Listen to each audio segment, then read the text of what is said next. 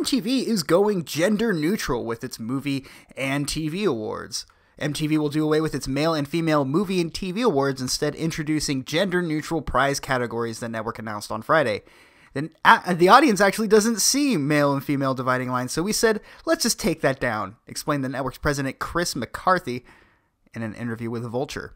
TV's target audience is under 25, a demographic that is increasingly skeptical of traditional notions about gender. Recent surveys show a rising number of LGBT millennials, though estimates vary widely. In a further attempt to accommodate a generation preoccupied with social justice, the network also introduced a Best Fight Against the System award category, which will replace the Best Fight category MTV has had for the past 20 years. Up for consideration, Get Out, Hidden Figures, Loving, Luke Cage, and Mr. Robot. Young people are rising and forcing change, and we're seeing a voice of activism that's just so different and so refreshing, the network's top exec explained. We wanted to support that, and so the idea of a best actual fight was almost an antiquated idea. We thought it was much more celebratory to honor stories and characters that have fought against the system that they thought was oppressing them. MTV's announcement came as award shows are under increasing scrutiny. Earlier this week, Showtime said Asia Kate Dillon, who identifies as gender non-binary, could choose what Emmy category was most appropriate. The Billions star opted to compete as an actor, saying it was historically a non-gendered word that applied to all people regardless of anatomical sex or gender identity. A new Harris Poll survey, released last week on behalf of the activist organization GLAAD, suggested that 1 in 5 millennials are LGBTQ. That's bullshit. Gender played a big role in the Harris Poll report's findings, with 12% of millennials saying that they were either transgender or gender non-conforming. The survey's estimates for LGBTQ people under 35 were nearly 3 times higher than that of what Gallup reported in January.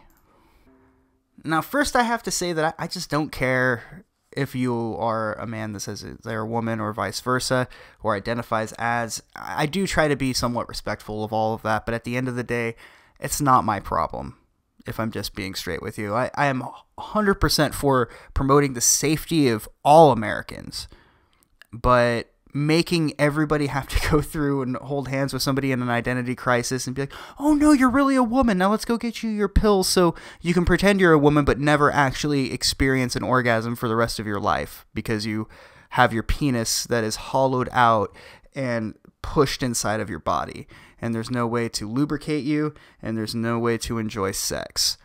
I don't think that's healthy, but I'm going off on a tangent, I guess. Let's go ahead and read what I wrote. The indoctrination done in the name of equality and love has gone deep. The inclusion nonsense has been seeping into our culture over the past few decades, confusing children who, without the indoctrination attempts, would still be very confused about their sexual orientation. But to me, this over-inclusion is a way of undermining our great society.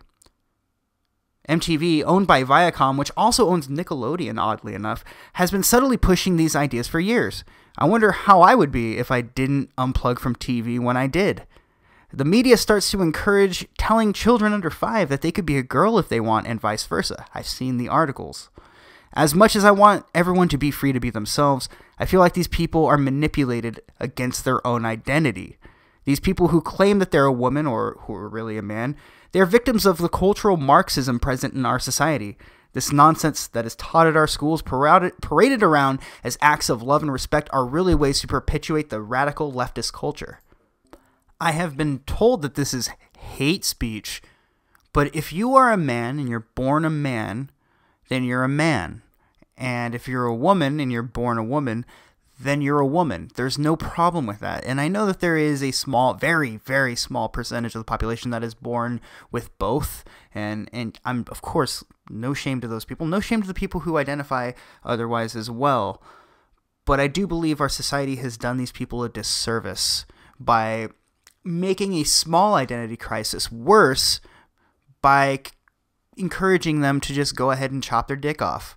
And I'm sorry to just say it like that. I really do encourage the respect and all the things that come with being a decent human being. You have to ask yourself, if you realize, you're like, oh, I'm a man, I kind of feel effeminate. It's okay to be an effeminate guy, by the way. It's also okay to be a trans guy, whatever you want. That's not my life. I live my own life. I have enough trouble running that shit. But to decide, you know what, I'm going to grow my hair out long, pretend I'm a woman, and then just get pissed off when other people don't indulge in my delusion. I think that's really fucked, if I'm being honest with you.